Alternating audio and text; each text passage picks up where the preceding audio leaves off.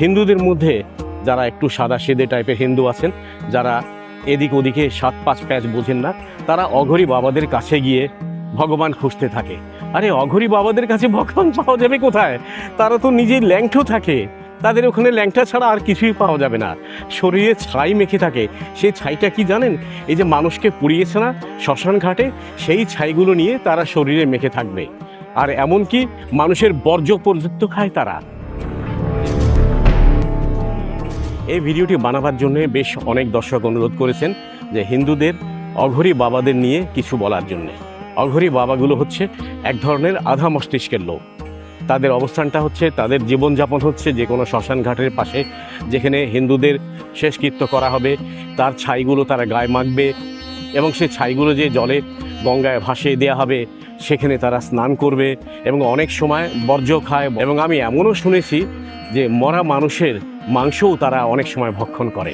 তো এদের যদি পাগল বলি তাহলে খুব খারাপ বলা হবে না মনে হয়। এরা বেশিরভাগ থাকে শ্মশান ঘাটে, তাই কাশী, বেনারস এইসব দিকেই মোটামুটি এদের অবস্থান। আর বিশেষ করে এরা তন্ত্র মন্ত্র তান্ত্রিক এইগুলোইকে হয়ে থাকে আর কি। এরা মনে করে যে এভাবে থাকলে হয়তো তারা ঈশ্বরের খোঁজ পাবে।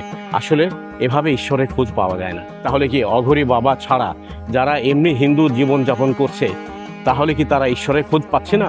নাকি তারা ভগবানের নির্দেশনা বা ভগবানের দয়া থেকে দূরে আছে? নিশ্চয়ই না। এই অঘরী বাবাগুলো এক ধরনের ভণ্ড। এরা বেশিরভাগই পছন্দ করে উলঙ্গ থাকতে, শরীরে ছাই মেখে থাকবে, দাঁত তো জীবনেও মাজবে না। এমন এক ভাব দেখায় যে স্বয়ং পৃথিবীতে ভগবান নেমে এসছে, এমন এক ভাব দেখায় যে আকাশ থেকে ওনারাই ভগবান বা স্রষ্টা নেমে এসছে, এখন ওরাই মানুষকে স্বর্গে নিয়ে যাবার পুরো ব্যবস্থা করবে। আমি এমনও শুনেছি যে এদের যৌন জীবনটা এমন হয়ে থাকে, কোনো মরা যদি কেউ শ্মশান ঘাটে রেখে যায়, সেই মরা স্ত্রী লোকের সঙ্গেও এরা যৌন মিলন করতে দ্বিধাবোধ করে না।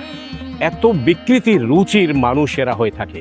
অঘরী বাবা যেগুলো হয়ে থাকে, অঘরী বাবা কোনো সুস্থ লোক হয় না, নেহায়েতই অসুস্থ মস্তিষ্কের পাগল ছাড়া অঘরী বাবা কেউ হয় না।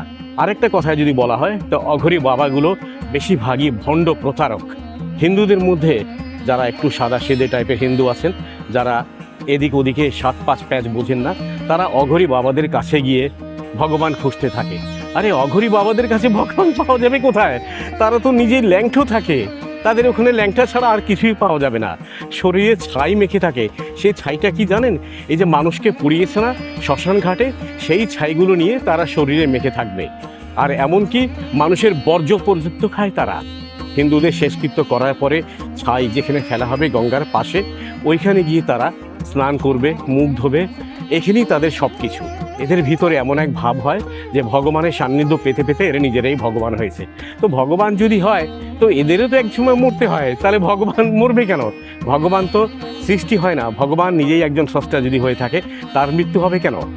যদি অঘরী বাবাদের নিয়ে কিছু বলতে যাই তাহলে একদম কম হলেও 1 ঘন্টা সময় লাগবে। আপনারা যদি অঘরী বাবা সম্পর্কে আরও অনেক কিছু জানতে চান তাহলে আমাকে কমেন্টস করুন। আমি আপনাদের অঘরী বাবা সম্পর্কে, কোথা থেকে জন্ম, কোথায় উৎপত্তি, আমি বিস্তারিত সব কিছুই অডিও বুক করে আপনাদের জানিয়ে দেব। আপনারা যারা স্বাভাবিক সাদাসিধে হিন্দু সম্প্রদায়ের লোকজন আছেন, তাদের অনুরোধ করছি অঘরী বাবাদের চক্করে কখনো পড়বেন না। এরা কিন্তু ভণ্ড, এরা প্রতারক, এরা আপনাকে কিছুই দিতে পারবে না। আপনাকে যদি কিছু দিতে হয়, আপনি স্রষ্টার কাছে চান, আপনার ভগবানের কাছে চান, সেই আপনাকে দেবে। অঘরী বাবা ভগবান নয়, আর তিনি ভগবানের এজেন্সিও নয় যে তিনি আপনাকে উদ্ধার করতে পারবে। পরিষ্কার কথায় বলতে গেলে অঘরী যারা আছে তারা মস্তিষ্ক বিক্রিয়া ঘটা এক ধরনের পাগল এবং ভণ্ড। তাই অঘরী বাবা থেকে যত দূরে থাকবেন ততই সম্ভবত আপনি ভালো থাকবেন। যদি কিছু ভুল বলে থাকি তাহলে ক্ষমা দৃষ্টিতে দেখে আমাকে সংশোধন করে দেবেন। তো ভালো থাকুন, সুস্থ থাকুন, দেখা হবে এরপরে আরেকটা ভিডিওতে।